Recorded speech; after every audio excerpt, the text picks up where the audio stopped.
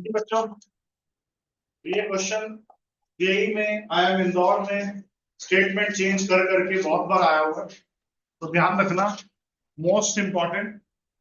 और इसके करने के क्या क्या वे हो सकते हैं वो हम समझते हैं।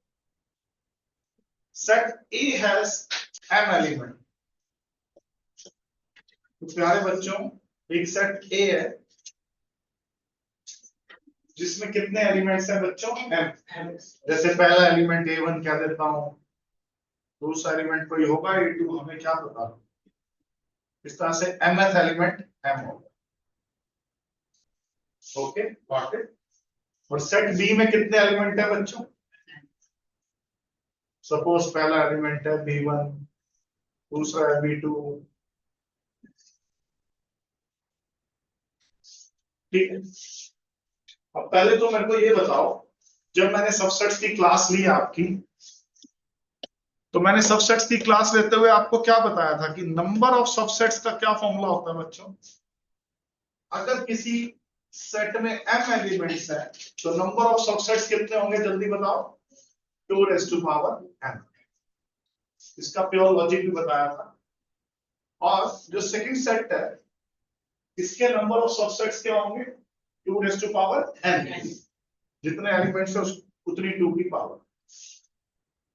अब क्या कह रहा है कि भैया सेट ए के जो सबसेट्स हैं वो सेट बी के सबसेट से कितने ज्यादा है बच्चों? 112, 112। तो मुझे माइंड में क्या सोचना है? 2 की पावर m माइनस 2 की पावर m 112। अब यहां पे भी आने के बाद बच्चों दो तीन तरीके हैं, आप कोई सी भी एक तरीका लगा सकते हो।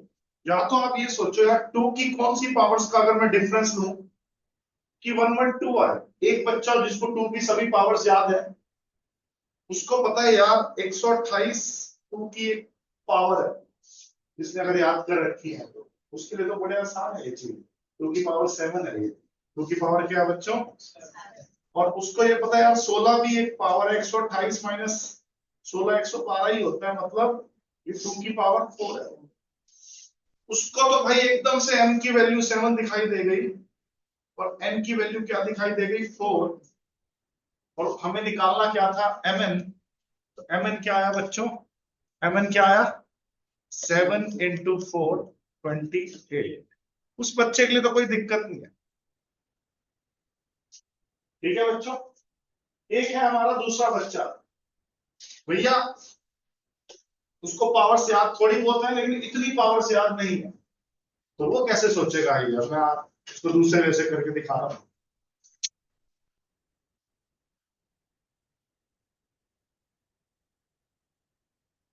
2 की पावर n माइनस 2 की पावर n। हाँ जी, क्या दिया हुआ है? 112 दिया हुआ। ठीक है बेटा। अब थोड़ा सा अगर कॉमन लेने का अगर आपको आर्ट आता है, प्यारे बच्चों, अगर मैं रैंडम कुछ भी लिखूं, सपोज मैंने लिखा a माइनस बी, मैंने कहा इसमें से मैंने a बाहर निकाल लिया, दोनों में से b बाहर निकाल लिया। मैंने क्या क्या?